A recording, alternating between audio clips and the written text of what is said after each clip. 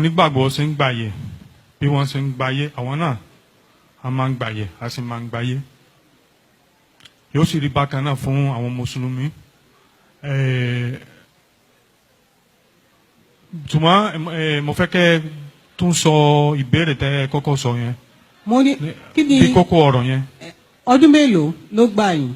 ok ọdún mélòó ó dá lórí akitiyan ẹni náà tó bá ti gbìyànjú dáadáa ó lè lò bí ọdún mẹ́wàá láti fi kọ́fà láti fi ká ọpọ́n a máa sọ pé ó ti ká ọpọ́n tàbí láti fi gba ìyọ̀ǹda lọ́dọ̀ ọ̀gá rẹ̀ ó lè jù bẹ́ẹ̀ lọ o bóyá ó jẹ́ ẹnìkan tó ti ní oríṣiríṣi bùkátà bóyá ó ti níyàwó ńlé àtọmọ tí ò bá sáyè púpọ̀ jù yóò kàn lọ sọ́dọ̀ ọ̀gá rẹ̀ lójoojúmọ́ ni kì í ṣe pé yóò gbé ń bẹ̀ ṣùgbọ́n ìgbà míì ọmọ awo tàbí ọmọ òòṣà yóò gbé ọ̀dọ̀ ọ̀gá rẹ̀.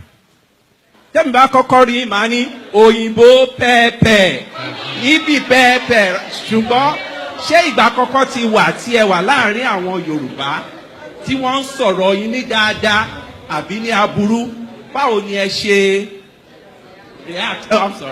báwo lẹ ṣe yára sí wọn. ní tòótọ́ ìrántí ìgbà kan tí wọ́n ti bú mi rí láì mọ̀ pé mo gbọ́ Yorùbá ṣùgbọ́n tí n bá torí Yorùbá kì í ṣe bẹ́ẹ̀ ṣùgbọ́n àwọn orin yẹn òyìnbó pẹ́ẹ́pẹ́ kankan ó ti wọ́n mi lára tó nǹkan tí wọ́n máa súnyàn nígbà míì ni pé tí n bá bẹ̀rẹ̀ sí bá wọn sọ̀rọ̀ ní Yorùbá wọ́n máa jọ wọ́n lójú wọ́n sì máa sọ̀rọ̀ nípa kínní ẹ̀ tí kò ní ìtumọ̀ kankan nígbà míì ṣùgbọ́n àìmọ̀kan ló fà á.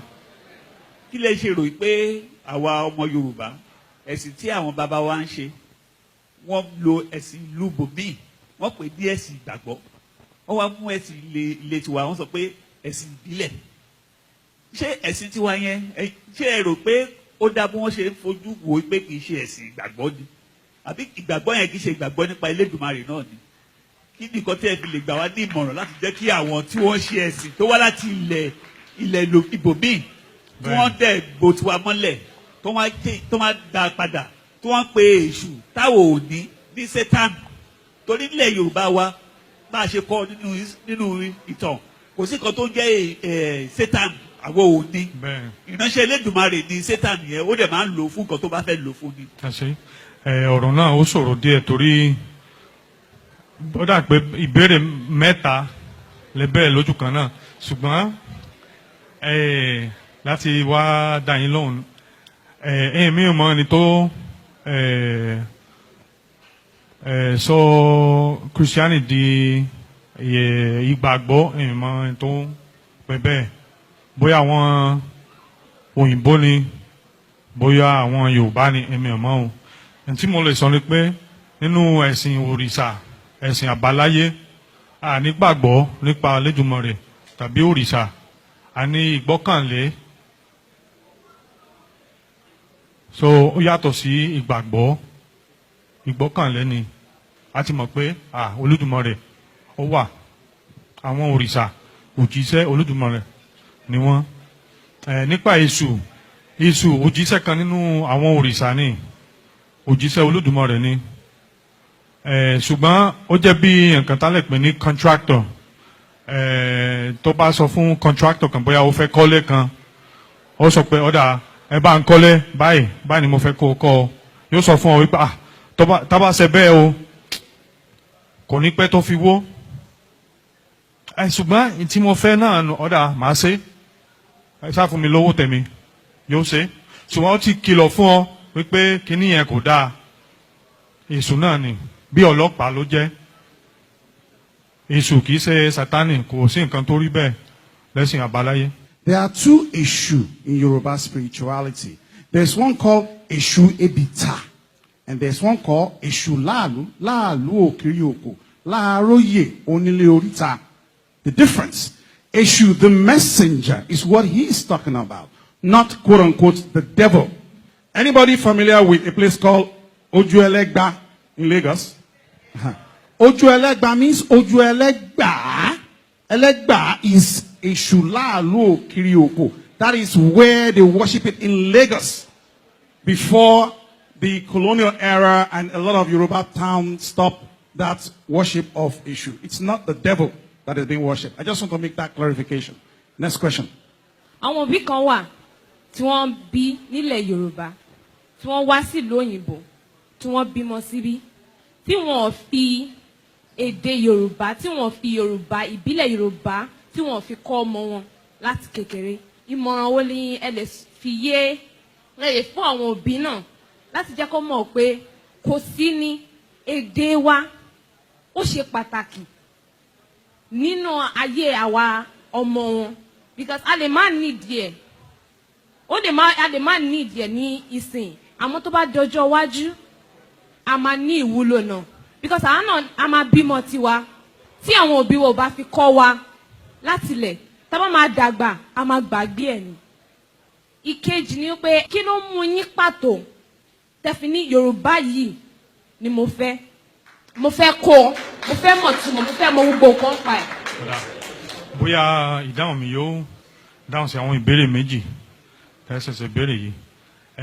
Ṣe rí àwọn ẹbí mi wọ́n wá láti Puerto Rico so láti kékeré mo ti ń gbọ́ Spanish àti Gẹ̀ẹ́sì nínú ilé. Nísìnyí mo wá gbọ́ èdè mẹ́rin Portuguese àti Yorùbá. Ìyẹn gbọ́ Yorùbá tó Gẹ̀ẹ́sì o ṣùgbọ́n mo rò pé bóyá mo gbìyànjú díẹ̀. Àwọn ọmọ kéékèèké ló ṣe kókó ká kọ́ wọn torí ọpọlọ wọn wọ́n lè gba èdèkédè tó bá wà tá bá ti dàgbà yóò sọ̀rọ̀ díẹ̀ fún wa ṣùgbọ́n ọmọ kéékèèké bí mo ṣe gbọ́ èdè mẹ́rin èèyàn lè gbọ́ èdè mẹ́fà mẹ́wàá àti jù bẹ́ẹ̀ lọ. Nǹkan tí mo rí ni pé àwọn cartoons nǹkan tá pè ní àwọn àwòrán tá pè ní cartoons ìmọ̀ bóyá ó ní ọ̀rọ̀ kan ní èdè Yorùbá fún cartoons tó bá wà kẹ́ sọ fún mi ìmọ̀ ìgbọ́rí. Ṣùgbọ́n cartoons ó ṣe pàtàkì tó ó máa ń jẹ́ bí nǹkan tí ó máa ń jọ wọ́n lójú yóò sì máa ń wò wọ́n ò ní fẹ́ dìde láti ibi tí wọ́n wà. So cartoons ó ṣe kókó láti fi kọ́ àwọn ọmọ wa nípa èdè Yorùbá pàápàá jùlọ gbogbo nǹkan tá pè ní àṣà. téèyàn bá kú ní California tó bá ṣe díẹ̀ wọ́n ní wọ́n rí ẹni yẹn ní Maryland. nǹkan tá pè ní àkúdà ni. ṣé òtítọ́ ni àbí kò rí bẹ́ẹ̀.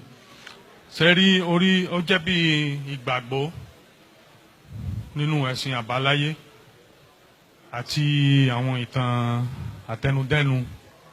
Àkúdà ó jẹ́ wípé ẹnìkan tí ò kú ní pàtó ọjọ́ tó yẹ kó ti kú. Ìpín tó mú wá sáyé látọ̀run ó gbọ́dọ̀ dópin. Tí ó bá ṣe gbogbo nǹkan tó ti wá sáyé láti fi ṣe bóyá ẹ̀mí rẹ̀ yóò bọ́ síbòmíì láti fi parí nǹkan tó wá ṣe láyé. Ṣé àṣà nìyẹn ni àbí ẹ̀sìn? Torí ó lè má jẹ́ ọ̀rọ̀ ẹ̀sìn ká má ṣe àdàlúdàpọ̀ ẹ̀sìn mọ́ àṣà. Wọ́n papọ̀ ní. Wọ́n papọ̀ ní. Wọ́n papọ̀. Ó dáa. Ẹ ṣe ẹ sọ fún wa orúkọ ìbílẹ̀ tẹ̀ ń jẹ́. Okay. Wọ́n pọ̀ díẹ̀ ṣùgbọ́n Àìkúlọlá. Àìkúlọlá. Ìwíndárà. Ìwíndárà. Ọ̀jẹ́níyì. Ọ̀jẹ́níyì. Fáwẹ̀yìmí. Fáwẹ̀yìmí. Àlàmú lóríkì mi. Àlàmú òun ni oríkì títí wọn.